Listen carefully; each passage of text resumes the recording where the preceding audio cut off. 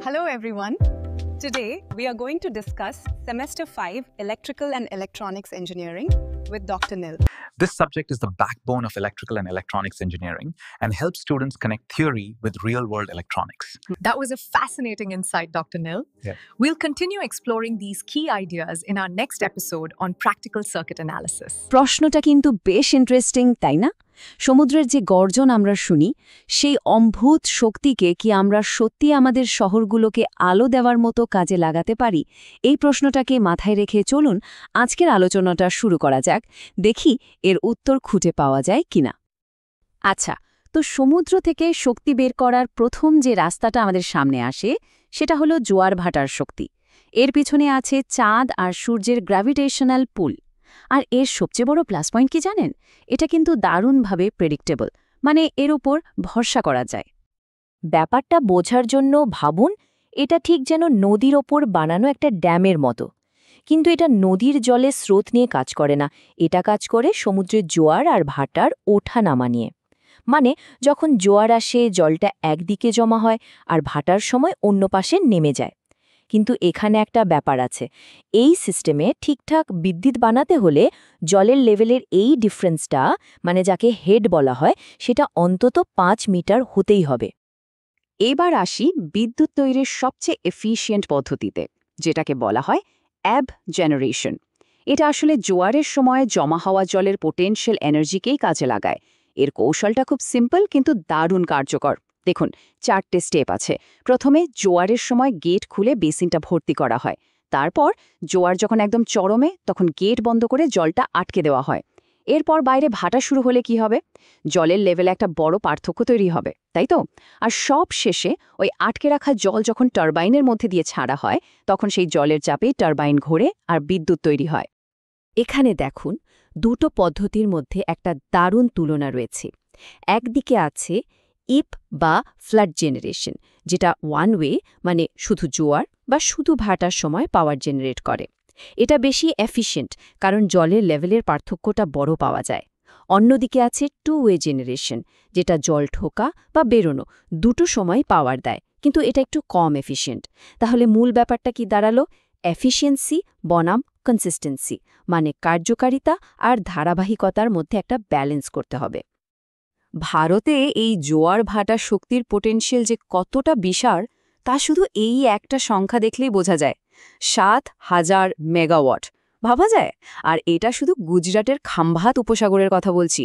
এটা কিন্তু আমাদের দেশের জন্য একটা রিয়েল গেম চেঞ্জার হতে পারে। তাহলে জোয়ার ভাটার সময় জলের লেভেলের যে ডিফারেন্স হয়, সেটাকে কাজে লাগিয়ে পাওয়ার জেনারেট করার মূল স্ট্র্যাটেজিটা কি? আশা করি সেটা এখন পরিষ্কার। এবার চলুন সমুদ্রের আরেকটা শক্তিশালী রূপের দিকে নজর দেওয়া যাক। জোয়ার ভাটার পর সমুদ্র থেকে শক্তি পাওয়ার দ্বিতীয় উপায়টা হল ঢেউয়ের শক্তি। এটা জোয়ার ভাটার মতো অতটা নিয়ম মেনে চলে না, বরং বাতাসের কারণে তৈরি হওয়া বেশ কিছুটা আনপ্রেডিক্টেবল কিন্তু প্রচণ্ড শক্তিশালী একটা এনার্জি সোর্স। প্রথম ডিভাইসটা হল ওয়েভ প্রোফাইল ডিভাইস। এটাকে আপনারা জলের উপর ভাসতে থাকা একটা বয়ার মতো ভাবতে পারেন। ঢেউয়ের তালে তালে যখন এটা উপরে নিচে দুলতে থাকে, তখন এর ভেতরে মেকানিজমটা একটা পাম্পের মতো কাজ করে, আর সেই পাম্পটা একটা ফ্লুইডকে প্রেশার দিয়ে জেনারেটর ঘোরায়। ব্যাস, তৈরি হয়ে গেল বিদ্যুৎ। এরপর আসছে অসিলেটিং ওয়াটার কলাম বা OWC। এর কনসেপ্টটা কিন্তু দারুণ মজার। ধরুন, একটা খালি বোতলের মুখে ফু দিলে যেমন শীষ দেওয়ার মতো শব্দ হয়, এখানেও ব্যাপারটা কিছুটা সেরকম। ঢেউ এসে যখন একটা চেম্বারে ঢোকে, তখন সেটা একটা পিস্টনের মতো কাজ করে ভেতরের বাতাসকে ঠেলে বের করে দেয়, আর এই বাতাসটা গিয়ে ঘোরায় একটা বিশেষ ধরনের টারবাইনকে, যার নাম ওয়েলস টারবাইন। এর খাসিয়াত হল বাতাস যেদিক থেকেই আসুক না কেন, এটা সবসময় একই দিকে ঘোরে। আর 3 নম্বরটা হল ওয়েভ ক্যাপচার ডিভাইস। এটাকে একটা মিনি হাইড্রো ইলেকট্রিক ড্যামের সঙ্গে তুলনা করলে বুঝতে সুবিধা হবে। এখানে কি হয়, বড় বড় ঢেউ এসে একটা ঢালু র্যাম্প বেয়ে ওপরে উঠে একটা রিজার্ভারে গিয়ে জমা হয়। তারপর সেই জমা হওয়া জল যখন নিচের দিকে টারবাইনের মধ্যে দিয়ে বেরিয়ে যায়, তখনই বিদ্যুৎ তৈরি হয়। খুবই স্মার্ট একটা আইডিয়া, তাই না? তাহলে দেখুন, ওয়েভ এনার্জি একদিকে যেমন অসম্ভব সম্ভাবনা আছে, এটা ক্লিন এনার্জি, এর এনার্জি ডেন্সিটিও খুব হাই, সেরকমই কিন্তু কিছু বড় চ্যালেঞ্জও আছে। যেমন এর প্রোডাকশনটা ঢেউয়ের ওপর নির্ভর করে, তাই সবসময় একরকম থাকে না। আর এই ডিভাইসগুলো বানানো আর মেনটেন করাও বেশ জটিল আর খরচ সাপেক্ষ। তো সমুদ্রের ঢেউয়ের মোশন থেকে এনার্জি ক্যাপচার করার এই 3টে প্রধান উপায় আমরা দেখলাম। কিন্তু সমুদ্রের শক্তি কি শুধু তার এই ফিজিক্যাল মুভমেন্টের মধ্যেই সীমাবদ্ধ? একদমই না, এর ভেতরে আরও এক ধরনের শক্তি লুকিয়ে আছে।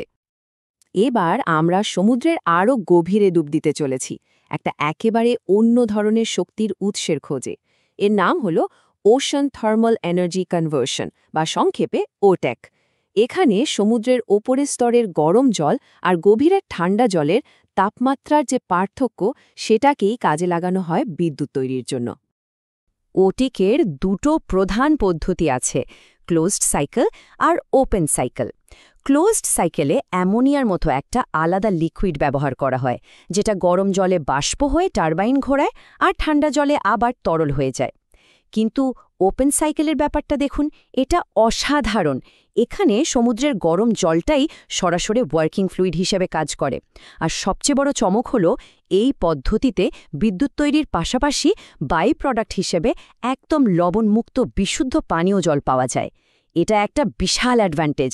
ভাবুন, এটা যেন একটা পাওয়ার প্ল্যান্ট যেখানে জ্বালানি হিসেবে কয়লা বা গ্যাস নয়, বরং সমুদ্রের প্রাকৃতিক তাপ ব্যবহার হচ্ছে।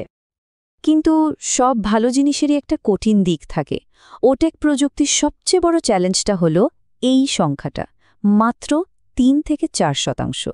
এর কনভার্সন এফিসিয়েন্সি খুবই কম, আর এই বাধাটাকেই টপকানো হলো আপনাদের মতো ভবিষ্যতের ইঞ্জিনিয়ারদের আসল চ্যালেঞ্জ। তাহলে সমুদ্রের গরম আর ঠান্ডা জলের টেম্পারেচার ডিফারেন্স ব্যবহার করে বিদ্যুৎ বানানোর দুটো প্রধান পদ্ধতি কি কি, সেটাও আমরা জেনে গেলাম। চলুন এবার সবগুলোকে একসাথে করে ভারতের জন্য এর আসল মানেটা কি সেটা বোঝার চেষ্টা করি। এতক্ষণে আমরা যে আলাদা আলাদা কনসেপ্টগুলো নিয়ে কথা বললাম, সেগুলোকে এবার এক জায়গার আনার সময় হয়েছে। কারণ এগুলোর সঙ্গেই কিন্তু জড়িয়ে আছে ভারতের এনার্জি ফিউচার আর আপনাদের মতো ইঞ্জিনিয়ারদের ক্যারিয়ার।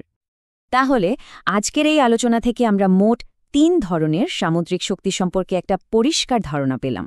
প্রথমটা ছিল জোয়ার ভাটার নির্ভরযোগ্য শক্তি, দ্বিতীয়টা ঢেউয়ের শক্তিশালী কিন্তু আনপ্রেডিক্টেবল এনার্জি, আর শেষে আমরা দেখলাম ওটেক, যেটা একটা বিশাল রিসোর্স কিন্তু এর এফিসিয়েন্সি এখনও একটা বড় প্রশ্নচিহ্ন। দেখুন, এগুলো কিন্তু শুধু বইয়ের পাতায় থাকা কিছু থিওরি নয়, এগুলো হলো রিয়েল ওয়ার্ল্ড ইঞ্জিনিয়ারিং চ্যালেঞ্জ। ভারতের এনার্জি সিকিউরিটির জন্য এই প্রিন্সিপালগুলো বোঝা আর সেগুলোকে আরও উন্নত করাটা ভীষণভাবে জরুরি। আর আপনারাই হলেন সেই ফিউচার ইঞ্জিনিয়ার্স যারা এই টেকনোলজিগুলোকে অপটিমাইজ করবেন, নতুন ডিজাইন তৈরি করবেন এবং ভারতের কোটি কোটি মানুষের ঘরে আলো পৌঁছে দেওয়ার জন্য এদের কাজে লাগাবেন।